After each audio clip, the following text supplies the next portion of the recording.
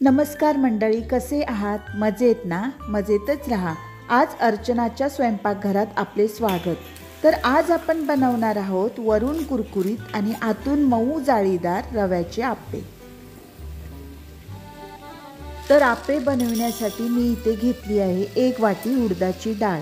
इथे मी छोटी वाटी घेतली आहे। आपण फॅमिलीमध्ये किती मेंबर आहेत त्यानुसार मोठी किंवा छोटी वाटी घेऊ शकता, परंतु सर्व माप एकाच वाटीने घ्यायची। ही डाळ 2-3 वेळा स्वच्छ धुवून घेऊयात।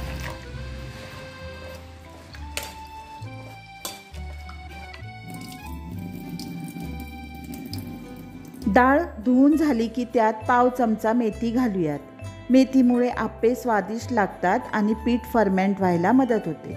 डाळीमध्ये पाणी घालून डाळ 4 ते 5 तास भिजू देऊया। रविवारी आप्पे करायचे असतील तर शनिवारी सकाळी डाळ भिजत घालायची आणि संध्याकाळी वाटायची। संध्याकाळ झालेली आहे, डाळ छान भिजली आहे। त्यानंतर एका पातेल्यात 4 वाट्या रवा घेऊया। आपण 1 वाटी उडदाची डाळ घेतली होती, त्यासाठी 4 वाट्या रवा घ्यायचा। रवा जो आपण उपमा करतो तोच घ्यायचा। डाळीतले पाणी फेकून न देता तेच पाणी वाटण्यासाठी वापरूया, त्यामुळे पीठ चांगले फर्मेंट होते। आता ही डाळ मिक्सरच्या भांड्यात घालून घेऊयात।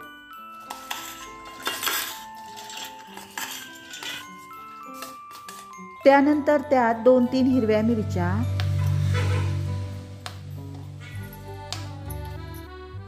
अर्धा चमचा जिरे, 1 चमचा धने घालून बारीक वाटून घेऊया। डाळ वाटून झालेली आहे, परंतु मी आले घालायची विसरली।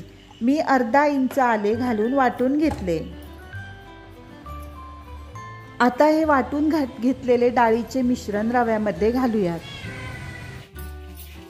आणि एकजीव होईपर्यंत ढवळून घेऊयात। मिक्सरच्या भांड्यात पाणी घालून थोडेसे पातळ करून घेऊयात।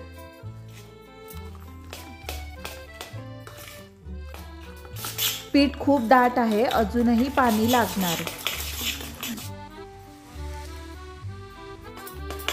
रवा भिजेल तसे पाणी लागते आणि मिश्रण घट्ट होते। थोडे थोडे पाणी घालून मिश्रण भज्याच्या पिठा एवढे सैल करूयात।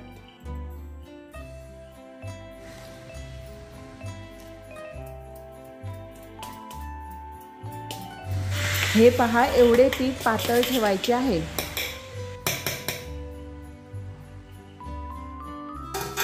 झाकण लावून रात्रभर हे मिश्रण फर्मेंट व्हायला ठेवूया। सकाळ झालेली आहे, हे पहा पीठ किती छान फर्मेंट झाले आहे। पीठ छान फर्मेंट झाले की आप्पे देखील कुरकुरीत खमंग लागतात। त्यानंतर त्या पिठात पाव चमचा हिंग आणि चवीनुसार मीठ घालून हलक्या हाताने ढवळून घेऊयात।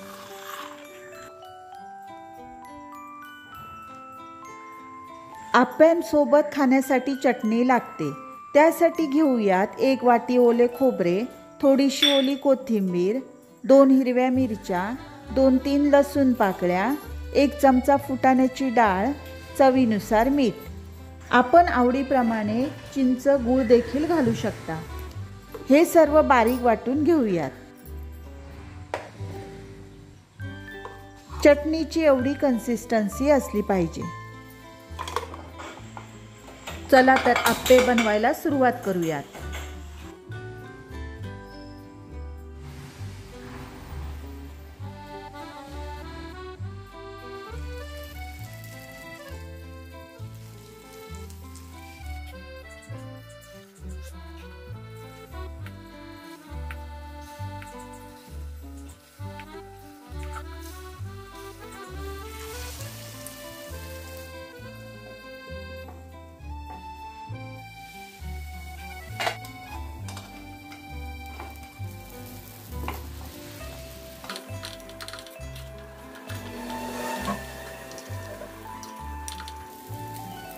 अशा प्रकारे गोल्डन रंग आला की आप्पे परतून घेऊया।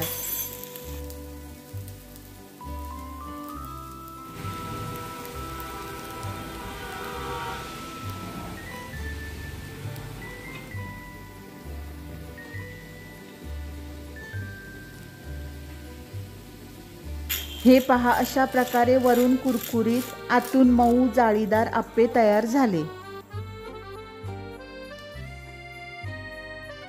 आप्पे चटणी सोबत खायला तयार आहेत.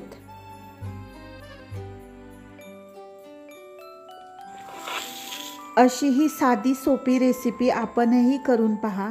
आवडली तर लाईक करा, कमेंट करून कळवा, मित्रमैत्रिणींमध्ये शेअर करा आणि नवीन असाल तर सबस्क्राईब करा. पुन्हा भेटू अशाच एका साध्या सोप्या रेसिपीसोबत. धन्यवाद.